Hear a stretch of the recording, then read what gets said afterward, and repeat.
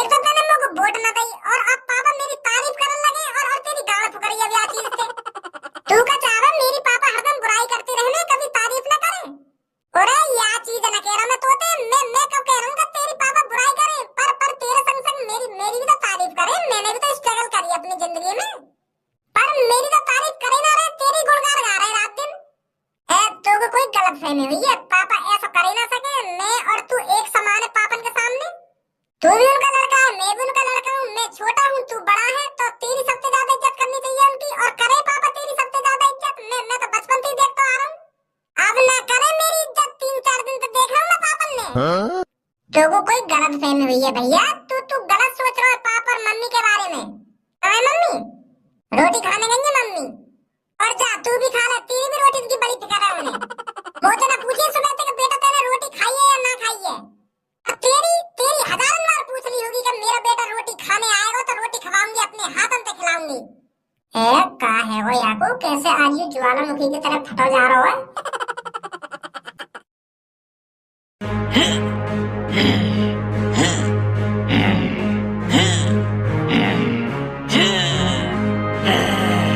साले ये छोटे भाई बड़े भाई पता नहीं कहां से आ गए मेरे इलाके में कब्जा करने। अच्छी मदद मांगी मैंने इनसे। अगर गंजे को मैं इन्हें ना बुलाने भेजता और ना ये आज आफत आती, काश मैं अपना दिमाग लगा के जेल से बाहर आ गया होता। अब तो वो मेरे इलाके में कब्जा करना चाहते हैं, कालिया को नीचा दिखाना चाहते हैं, उसे रास्ते से हटाना चाहते हैं। अगर उन दोनों ने भज्जी धनुआ पीट दिए तो फिर मेरी भी गांड जल्दी मारेंगे वो। अपने पैर पर खुद कुल्हाड़ी मारी है मैंने। अब मुझे भज्जी और धनुआ से ज्यादा ताकतवर बनना पड़ेगा, तभी मैं उन छोटे भाई और बड़े भाई को अपने शहर से भगा सकता हूँ। और उसके लिए मुझे रोज दिन रात मेहनत करनी पड़ेगी, अपने आप को ताकतवर करना पड़ेगा।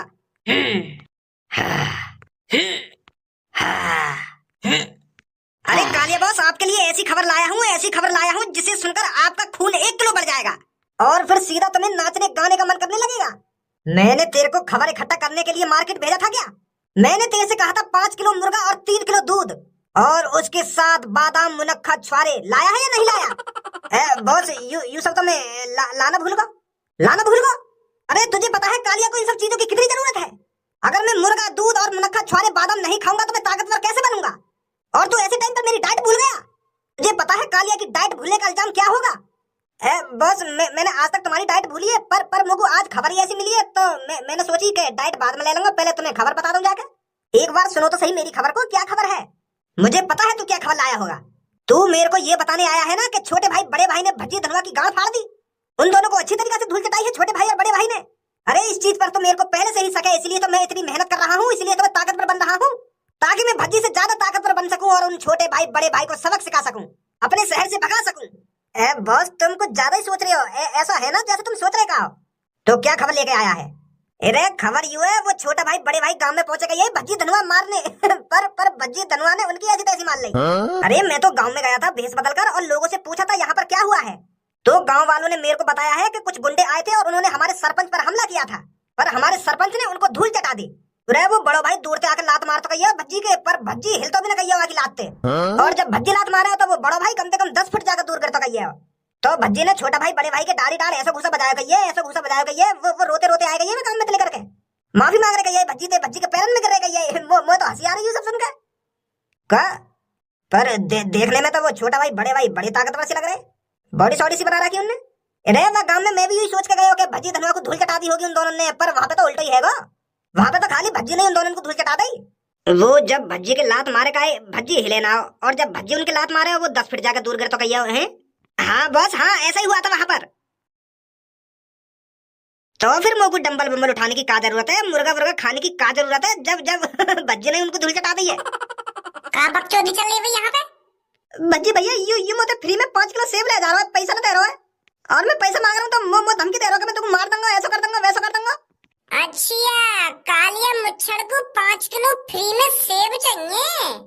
माधर चोद, तू कोई नवाब है जो तुमको 5 किलो सेब फ्री में मिलेंगे? चोदी कर रहा है खामखा की मेरे सामने बकचोदी, निकल जाए यहाँ से। अरे वाह, तेने तो 1 लात में मैं 2 इंच पीछे हटा दिया।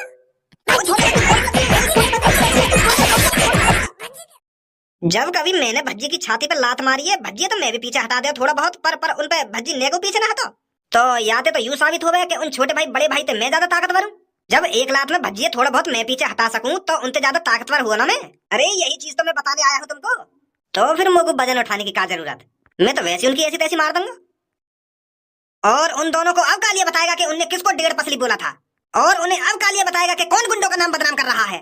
मैं तो सोच रहा हूँ कि 6 एप से निकाल रखेंगे तो ताकतवर होंगे, पर भज्जी ने उनकी ऐसी तैसी मार दी तो मैं तो उनकी और बुरी हालत करूंगा। गंजे निकाल बंदूकें और जल्दी से जल्दी ढूंढ उन छोटे भाई बड़े भाई को, वो यहाँ से जाने नहीं चाहिए। भज्जी और धनुआ की तो उनको पता चल गया है कि ये दोनों कितने ताकतवर हैं, उन्हें ये भी पता चलना चाहिए कि कालिया कितना ताकतवर है। अब बताएगा कालिया उनको कि कालिया कितना बड़ा गुंडा है। ढूंढ उनको, वो यहाँ से जाने नहीं चाहिए। जी कालिया बॉस।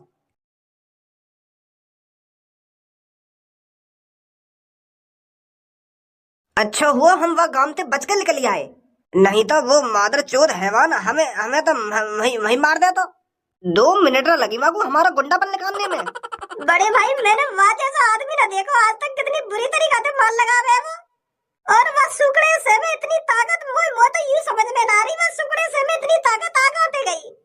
हम दोनों ने जिम जाके इतनी तगड़ी बॉडी बना ली है, छुआरे बनखा बादाम खा के, फिर भी हम आड़ जैसे बालक को न पीट पाए। वह कुछ न बिगाड़ पाए और वहाँ ने एक घुसा में हम छप्पड़ पे टांग दिए। अरे छोड़ इन बातों को, अब इस शहर से जल्दी निकलते हैं, आजा जल्दी। यू मादर चोद क्या कर रहे हैं रोड पे बैठे हुए, इन्हें भी पता चल गई का कि हमारी थूत छित गई है वह गांव में।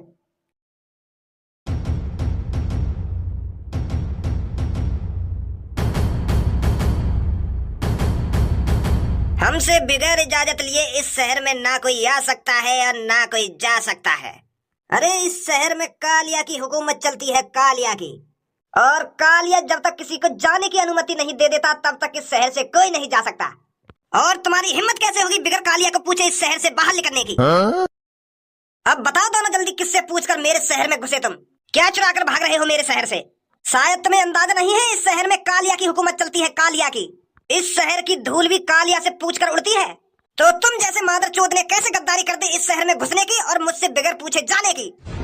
काय को डायलॉग बाजी कर रहा हो, चुपचाप हमें अपने शहर में जान दे, हमें और भी काम करने वहाँ पे जाके। अगर ये तेरी चूतिया बनती खत्म है गई तो हम जामे यहाँ थे नहीं। इतने कान के नीचे बाजेंगे, इतने कान के नीचे बाजेंगे, गर्दन टेढ़ी हो जाएगी आखिरकार। शरीर देख के बात कर, शरीर देख के। गधा के लटके हुए 2 कमजोर आड़ मुझसे बकचोदी करोगे? अरे शरीर में हवा भरने से कोई ताकतवर नहीं हो जाता। गुब्बारे को उसकी औकात दिखाने के लिए एक सुई ही काफी होती है, समझा?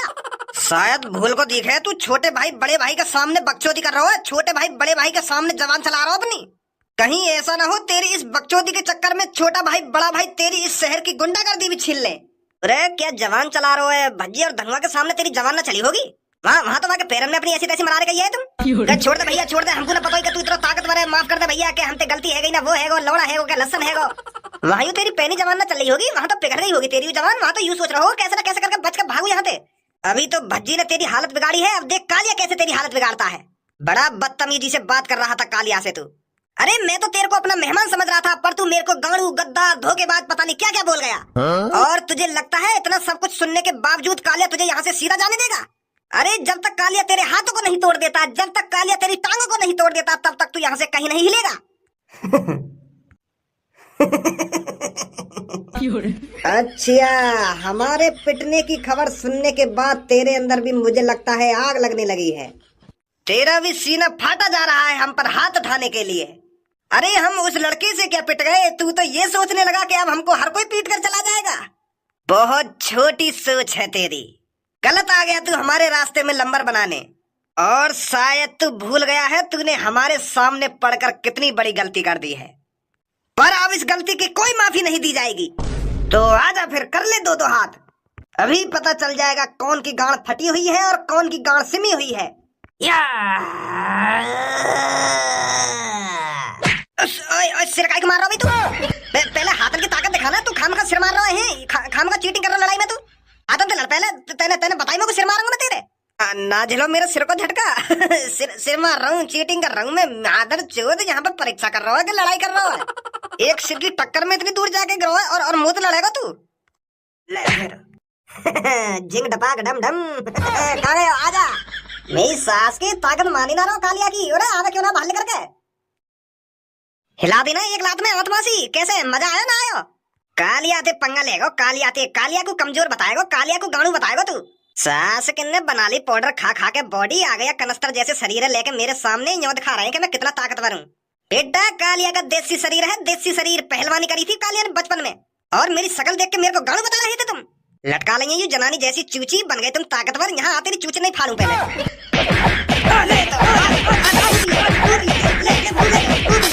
अब पता चल रही है कालिया में कितनी ताकत है। झाट को बार भी ना उखाड़ पा रहा ना तू मेरा, तो भज्जी के झाट का बार का उखाड़ता तू? के वो 18-19 साल का बालक कब्जे में ना आ रहा हो, वाने गांड फाड़ रखी है हमारी। अब तेरी भी गांड फाड़ी ना वाने, और अब मैं भी तेरी गांड फाड़ूंगा। बड़ी खिल्ली उड़ा रहा हमारी कि 18-19 साल के बालक ने ऐसी तैसी मार रखी है हमारी। तुम्हारी भी गांड में चिकना टोपा दे दियो ना वाने, कोई भी अपनी जगह से नहीं हिलेगा। पुलिस ने तुमको चारों तरफ से घेर लिया है और अगर किसी ने यहाँ से भागने की कोशिश करी तो सीधा खोपड़ी में गोली मारी जाएगी। हाथ ऊपर करो जल्दी। ओहो, तो अच्छा हुआ तुम दोनों एक साथ ही मिल गए। तू ही था ना वो जो इसे जेल से बाहर निकाल के ले गया था? वो मैं हाँ सर, यही है वो, यही है, यही ना बचाया मैं, यही ना मैं जेल से बाहर निकाल रहा हूँ, यही है वो। दोस्त हैं हम दोनों, दोस्त तो यानी दोस्ती निभाई मेरे को जेल से बाहर निकाल के। दोस्ती तो हम निकालेंगे तुम्हारी हम जेल में। डालो इनके हाथों में हथकड़ी और ले चलो इन्हें जेल के अंदर।